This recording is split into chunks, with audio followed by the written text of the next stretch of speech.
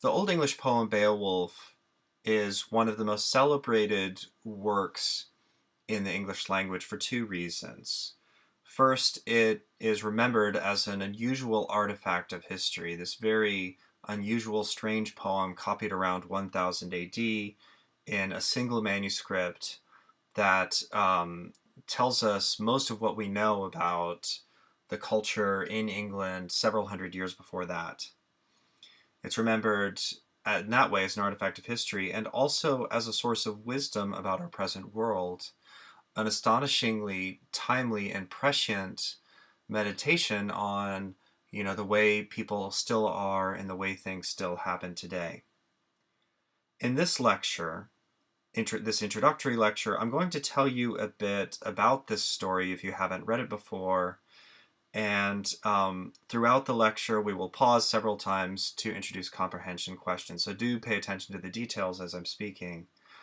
Once we're done with this lecture, we'll move on to a more in-depth lecture and, in that way, do more of a deeper reading about the meaning of Beowulf and what it's remembered for and celebrated for today.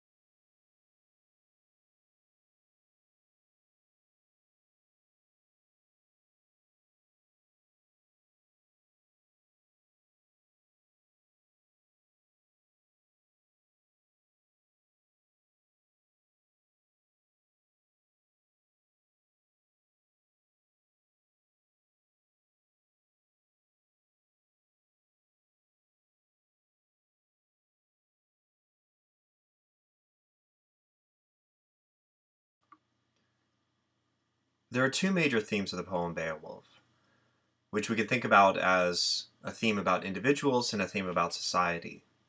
The theme about individuals is about the dangers of pride and how they affect people who accomplish a lot in their lives, but maybe they think too much of themselves because of it. The second theme about society is about cycles of violence and the tendency, the difficulty, I suppose, of ending cycles of violence and moving past them. Part one of the poem describes an episode about the young Beowulf. When Beowulf is a young man, he visits these people, the Danes, across the ocean, and he goes to help them kill a famous monster named Grendel that has been haunting them and attacking them. They've been trying to kill Grendel for years. They can't do it. Beowulf thinks he can do it. And in fact, he's right. He does. He kills Grendel, as we'll see in a moment. Once he's done this, it turns out that Grendel's mother is in the neighborhood. She finds out about it. She comes to seek revenge. And in the process, she kills a Dane named Ashera, who is a friend of the king of the Danes, an older gentleman named Hrothgar. Once he finds out this has happened, Beowulf follows Grendel's mother to her lair, and he kills her, and then he comes back to Hrothgar, and his task is finally completed, and then he goes home. That's part one. Part two flashes forward 50 years to when Beowulf is an old king. And it tells the story of a dragon that attacks his people, the Yads.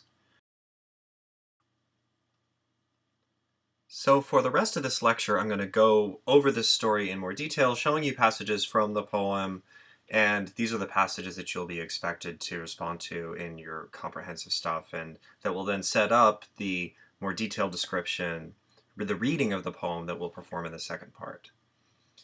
So let's go back to the beginning. Hrothgar, king of the Danes, great king, builds a hall called Heorot, which is his sort of headquarters, I guess. The poem reads, and this is Seamus Heaney's translation that we're using here of the Old English. The poem says, "The fortunes of war favored Hrothgar. Friends and kinsmen flocked to his ranks, young followers, a force that grew to be a mighty army." Hrothgar's a great king. He's doing a great job. So his mind turned to hall building. If you're going to have an army, you need a place for them to hang out. So he builds a hall. He handed down orders for men to work on a great mead hall, meaning like that they're going to drink mead there. That's what it's for. A great mead hall that is meant to be a wonder of the world forever. It would be his throne room, and there he would dispense his God-given goods to young and old. And it's an important thing to remember. This is a major thing that kings do in this period. They give, but of course it's not that easy. It turns out that in the vicinity of this site where Heorot is built, there is a monster named Grendel. And we're told that this powerful demon, a prowler through the dark, nursed a hard grievance. It harrowed him to hear the din of the loud banquet every day in the hall, the harp being struck, and the clear song of the skilled poet. Grendel does not like noise, he does not like noisy neighbors, and he is really upset by all of the mead drinking going on in this new hall. So what does he do? Well, after nightfall, Grendel set out for the lofty house to see how the Ringdanes were settling into it after their drink, settling into sleep. And there he came upon them, a company of the best, asleep from their feasting, insensible to pain and human sorrow. They are dead drunk, fast asleep. But suddenly, then, the god-cursed brute was creating havoc. He grabbed these guys, he ate them whole, he ripped them to shreds, and escaped because they couldn't do anything to stop him. And this then sets up the conflict. Hrothgar has his mead hall. He wants to use it, but he can't because this monster will kill everybody as soon as they go to sleep.